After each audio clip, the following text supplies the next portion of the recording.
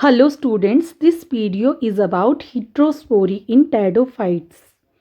Students, this heterospory is very important phenomenon of pteridophytes which further leads to seed habit of highly evolved land plants. It is oftenly asked in examination. So let's first know what is heterospory. The condition of the production of two kinds of dissimilar spores differing in size, shape and function in the same species is termed as heterospory. Students, pteridophytes are of two types on the basis of production of spores. They may be homosporous or heterosporous. Most of the pteridophytes produce one kind of similar spores. Such pteridophytes are known as homosporous, and this phenomenon is known as homospory. And example are Equisetum, Lycopodium, Diopteris as well as Pteridium. While heterosporous ferns are the ferns which produce two different types of spores, microspores and megaspores, which differ in size, structure and function. Such pteridophytes are known as heterosporous and the phenomenon is known as heterospory. And example are Slegionella, Salvinia, Azolla and Marsillia. Students, two type of spores are microspores and megaspores as you can see in the diagram. Microspores are small size spores produced in large numbers inside the microsporangium. Students, you can see here that the structure where microspore are produced is known as microsporangium. They are the male spores which on germination produce male gametophyte, while megaspores are comparatively large in size as you can see in this image. They are produced in limited number, that is 1 to 4 inside the megasporangium. So megasporangium is the structure where megaspores are produced. They are female spore which on germination produce the female gametophyte. Students, you can see very clearly in these images of Slegionella that megasporangium is produced inside the megasporophyll and megasporophyll is the leaf producing megaspore. And you see here that megasporangium will produce megaspore which are 1 to 3 in number and they are large in size. And while microsporangium is produced inside the microsporophyll, microsporophyll is the leaf producing microspore. And you can see these are produced in large number and they are small in size. Students, according to the Sheed in 1976, only 9 genera of pteridophytes are heterosporous. And well-known example is Legionella, as you can see in this diagram. Legionella is well known for heterospory and production of two different types of spores inside the megasporangium and microsporangium on the same sporogenous spike. And other are Isotes, Stylites, Marsillia, Pilularia, Resinilidium, Salvinia, Azolla and Platysoma. Students, you can see some images of the heterosporous fern. First 3 images are of Isotes. Second one is of Stylite. Then next 2 images are of Pilularia and you can see a bulbous rhizome of Pilularia. And last 2 images are of Platysoma. Then is of Resinilidium and these 3 images are of Resinilidium. Next is Salvinia. Students, Salvinia is a floating fern and you can see these different images of Salvinia. Last one is Marsillia. You know very well that Marsillia is an aquatic fern. Other 2 heterosporous ferns, that is Azolla and Slegionella, I have shown to you earlier. Next is origin of heterospory. Students, we can understand origin of heterospory by knowing paleobotanical, developmental as well as experimental evidences. First one is paleobotanical evidences. Students, it has been suggested that heterospory arouse due to degeneration of some spores in few sporangia. As more nutrition become available to less number of spores, the surviving spore grow better, hence increases in their size. And paleobotanical evidences show that the earlier vascular plants were all homosporous and the heterosporous condition appeared subsequently in the lowermost upper Devonian period. A number of heterosporous genera belonging to the Lycopsida, Sphenopsida, and Pteropsida were known in the late Devonian and early Carboniferous periods. Some of these forms even arrived at the seed stage. So students, these are the paleobotanical evidences which suggest that heterospory arises late in the Devonian periods.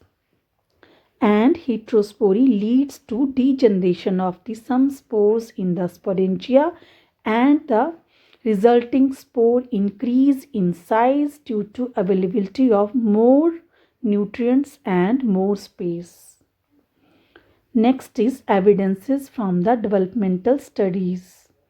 In heterosporous pteridophytes, the development of micro and megasporangium follow the same pattern. They have identical organization but for their size. While in megasporangium, most of the spore mother cell degenerate, but in microsporangium, only a few mother cells are disorganized. As a result, in case of megasporangium, only few cells are there which can grow or convert into megaspore, while in microsporangium there are more mother cells which can form microspore. The phenomenon of heterospory becomes distinct either before or after meiosis. In Slegionella and Isotes, it is distinct before meiosis. In the microsporangium, all the sporocytes undergo meiosis and form a large number of microspores. However, in megasporangium, a part of the sporogenous tissue degenerate. They provide nutrition to growing sporocytes. In Isotes, there are only 50 to 300 megaspores in megasporangium. In Slegionella, Erythrops, megasporangium contains only one megaspore which is functional. In Marshallea, Salvinia and Azolla, the phenomenon of heterospory become distinct after meiosis. In Marshallea, 64 microspores and 64 megaspores are formed. After meiosis in microsporangium and megasporangium respectively. In microsporangium, all the microspores are functional, while in megasporangium, one megaspore is functional and rest degenerate. So students, these evidences of developmental studies show that early stage of development or early pattern of development is same for both micro and megasporangium. And then there is degeneration of some megaspore mother cells, and the degenerating megaspore mother cell then provide nourishment to the developing megaspore. So in heterospory there is differentiation of sex much before the development of the gametophyte, while in homosporous differentiation takes place very late during the development of gametophyte. So these evidences confirm the origin of heterospory. Next is evidences from the experimental studies. Experimental studies on Slegionella and Marshallea suggest that nutritional factor also play important role in heterospory along with the genetic factor. Under conditions of low light intensity, the photosynthetic activity of Slegionella was retarded and it produced microsporangium. By sudden lowering of temperature, the size of the microspores in the sporocarp of Marshallea increases by 6 times. However, Genetic factors are also responsible along with the nutritional factor. So these all are the evidences from the paleobotanical, developmental and experimental studies and confirm the origin of heterospore. Students, next is biological significance of heterospore. The phenomenon of heterospore is of great biological significance on account of the following facts.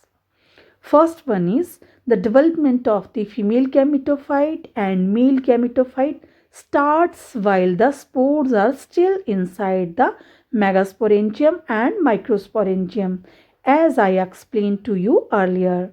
So sex differentiation in heterosporous ferns takes place earlier during their differentiation as compared to homosporous ferns, where it occurs late during development of male and female gametophyte. Heterospore help in the reduction of size of gametophytic generation. It also leads to reduction in the number of megaspore into one as compared to production of microspore. There is also retention of female gametophyte inside the sporophyte. Students, in heterospore, there is endosporic development of the gametophyte. That is, development takes place inside the spore wall, as in the highly evolved land plant. So, development is independent of the harsh external environmental condition. And there is also a continuous supply of nutrients from the sporophyte. Unlike the homosporous ferns, where exosporic development takes place and gametophyte depends upon external conditions for nutrients and its survival. So these are the plus point of heterospore that enable safe development of gametophyte inside the megasporangium. Next is sporophyte become free from aquatic habitat for requirement of water for fertilization. As you have seen in bryophytes and some pteridophytes that water is essential for the fertilization. But due to heterospore, sporophyte become free from aquatic habitat for requirement of water for fertilization.